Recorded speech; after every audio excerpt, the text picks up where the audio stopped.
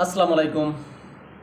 আজকে আমরা আলোচনা করব এই যে দক্ষিণ কোরিয়ার আপনার দক্ষিণ আফ্রিকার যে প্রেসিডেন্ট তিনি হোয়াইট হাউসে ডোনাল্ড ট্রাম্পের সাথে সাক্ষাতে গেছেন। সেখানে যাওয়ার পরে প্রথমে তাদের যেই মানে সৌজন্য সাক্ষাৎ সেগুলো ভালোভাবেই সম্পন্ন হয়েছে। তারা বৈঠকে বসছেন। বৈঠকে বসার কালেও তারা হাসি খুশি মনে বা খুশি মনে মুখে হাসি মুখে আর কি বসছেন। সেখানে তারা অনুষ্ঠান তাদের যে আলোচনা অনুষ্ঠান সেটা স্বাভাবিকভাবেই শুরু করছেন, কিন্তু অনুষ্ঠানের একটা পর্যায়ে দেখা গেল যে ডোনাল্ড ট্রাম্প মানে উত্তেজিত হয়ে যাচ্ছেন। তিনি উত্তেজিত হয়ে এই যে দক্ষিণ কোরিয়ার প্রেসিডেন্ট রামাফোসা তাকে বিভিন্ন প্রশ্নবাণে জর্জরিত করতেছেন, যেটা দেখলাম আমরা যে এই যে ইতিপূর্বে আপনার ইউক্রেনের প্রেসিডেন্ট মিস্টার জেলেনস্কির সাথে যেরকম আচরণ করছেন ওইরকম আচরণ করা শুরু করছেন। এখন এই ক্ষেত্রে যে রামাফোসা বা দক্ষিণ কোরিয়ার প্রেসিডেন্ট দক্ষিণ আফ্রিকার প্রেসিডেন্ট তিনি কিন্তু এখানে মানে ধৈর্যের পরিচয় দেওয়া মানে ঠান্ডা মাথায় এটাকে হ্যান্ডেল করতে চেষ্টা করছেন। কেননা তিনি ডোনাল্ড ট্রাম্প যেই সমস্ত এখানে অভিযোগগুলো উত্থাপন করছেন ওই সমস্ত অভিযোগগুলো যে ভিত্তিহীন এটা দক্ষিণ কোরিয়ার প্রেসিডেন্ট দক্ষিণ আফ্রিকার প্রেসিডেন্ট তিনি কিন্তু এখানে আপনার প্রমাণ করতে চেষ্টা করছেন।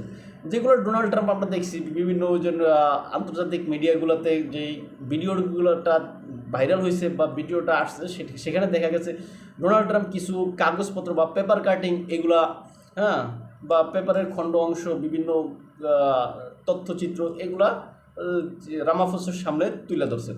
এখন রামাফোসা এগুলো আগে দেখে এগুলোর প্রত্যেকটার জবাব দিতে চেষ্টা করছেন। যেগুলো যেমন একটা বিষয় হচ্ছে যে আপনার 2000 বা এটা হচ্ছে যে আপনার 2018-19 সালের দিকে সেখানে কৃষকদের যে একটা আপনার একটা ফার্মে যে তাদের যেই একটা আন্দোলন হয়েছে সেখানে 3জন লোক মারা গেছে, কৃষ্ণাঙ্গ তারা ছিলেন। হ্যাঁ, ওই বিষয়টাকে কেন্দ্র করে সেখানে তাদেরকে যেখানে কবর দেওয়া হয়েছে এখানে তাদের পাশে আরও কিছু প্রতীকী কবর এখানে চিহ্ন আকারে দেখানো হয়েছে ম্যাপে আর কি, বা যে চিত্র একটা যে কাগজ উত্থাপন করছেন সেখানে ডোনাল্ড ট্রাম্প ওইটাকে দাবি করছেন যে এই যে কৃষ্ণাঙ্গদেরকে মেরে মেরে এইভাবে মানে গণকবর দেওয়া হচ্ছে, তারপরে হচ্ছে যে তাদের কৃষ্ণাঙ্গদের জমি দখল করা হচ্ছে, বাড়ি দখল করা হচ্ছে, ফার্ম দখল করা হচ্ছে, এরকম অভিযোগ তুলছেন শ্বেতাঙ্গদের।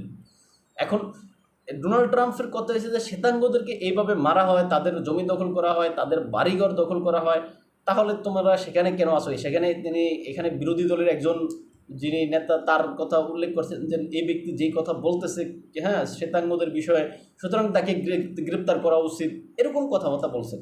এখন আপনারা যদি দেখি এই যে এই আপনার দক্ষিণ আফ্রিকাতে সেখানে একটা সময় শ্বেতাঙ্গরা শাসন করতো, শ্বেতাঙ্গরা কৃষ্ণাঙ্গদেরকে ব্যাপক মানে টর্চার করতো আর কি। তার পরবর্তীতে ওই যে নেলসন ম্যান্ডেলা তিনি শান্তি নোবেল পুরস্কার পেয়েছেন। ওই নেলসন ম্যান্ডেলার আমলে সেখানে মানে এই যে আপনার বর্ণবাদ, ওই বর্ণবাদ প্রথা বিলুপ্ত হয়েছে। অর্থাৎ সেখানে শ্বেতাঙ্গ বা কৃষ্ণাঙ্গ কাউকে সেখানে মানে কোনো করা হবে না, যে টর্চার করা বা তাকে সেখান থেকে অপসারণ করা বা তাকে হেয় প্রতিপন্ন করা এগুলো করা হবে না, এরকম তারা চুক্তি হয়েছে আর কি, বা এরকম এইভাবে এটা তিনি বিলুপ্ত করতে পারছেন। এখন সেখানে এখন শ্বেতাঙ্গদের প্রভাব কৃষ্ণাঙ্গদের প্রভাব বেশি দক্ষিণ আফ্রিকায়। এখন ডোনাল্ড ট্রাম্প বলতেছেন তার অভিযোগ যে সেখানে শ্বেতাঙ্গদেরকে মারা হচ্ছে, হ্যাঁ। এখন এটা অস্বীকার করছেন দক্ষিণ আফ্রিকার প্রেসিডেন্ট রামাফোসা।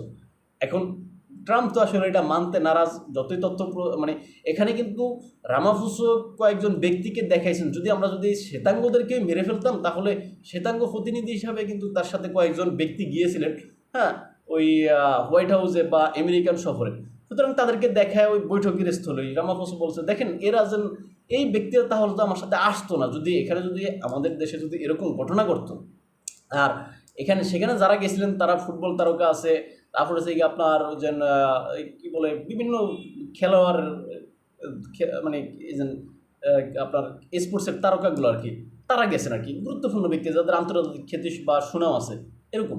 দেন দেখেন এরা আসছে, যদি এরকম ঘটনা ঘটতো এরাও কিন্তু মিডিয়ায় বলতো। সুতরাং আমাদের সেখানে এই ঘটনা বিষয়ে আপনার যে প্রশ্ন উত্থাপন করছেন এটা মিথ্যা।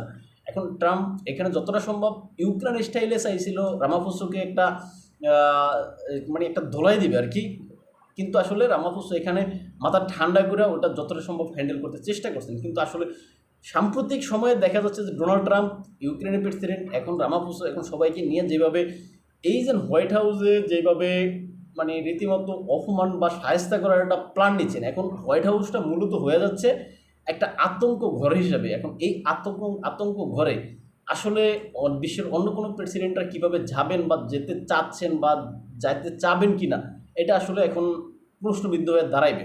সুতরাং এখানে ডোনাল্ড ট্রাম্প তার যেই প্ল্যান, ওই প্ল্যানের অনুযায়ী তিনি এখানে আবার তিনি কিন্তু একটা শুরু দেখাইছেন, একটা তথ্যচিত্র বা প্রামাণ্য চিত্র একটা দেখাইছেন। তখন হোয়াইট হাউসের ওই যে যেই আলো আছে, আলো কমায় দিতে দেওয়ার জন্য বলছেন, সেখানে একটা টিভি সেট আইনা, হ্যাঁ মনিটর আইনা সেখানে যে ভিডিওটা দেখাচ্ছে যেন এখানে গণখবর এরকম আর কি দেখানো হচ্ছে এখন। সুতরাং এটা ডোনাল্ড ট্রাম্পের যে কোনো একটা চাপ, কেননা এই যে দক্ষিণ আফ্রিকা কিন্তু ব্রিক্সের সদস্য, রাশিয়া, চীন, ভারত, তারপর হচ্ছে দক্ষিণ আফ্রিকা, ব্রাজিল, এই 5টা দেশ মিলে যে ব্রিক্স, ওই ব্রিক্সের ভবিষ্যৎ সামনে অনেক ভালো। এই ব্রিক্স কিন্তু একটা সময় ডলারকে টেক্কা দেওয়ার জন্য চেষ্টা করবে। সুতরাং ডোনাল্ড ট্রাম্প এখানে একজন একজন করে বিভিন্ন অ্যাঙ্গেলে তাদেরকে সাহায্য করতে বা তাদেরকে চাপে রাখতে চাচ্ছেন। সুতরাং এখানে অন্য কোনো দেশের প্রেসিডেন্ট বা প্রধানমন্ত্রী এখন যদি হোয়াইট হাউসে যায়, তারাও এখন আতঙ্কে থাকবেন। কেননা ডোনাল্ড ট্রাম্প তাদের সাথে যতই ভালো সম্পর্ক করুক, ভালোই কথাবার্তা বলুক, কিন্তু সবশেষে দেখা যাবে যে একটা ইস্যু নিয়ে তারা সেখানে চাপ শুরু করবে।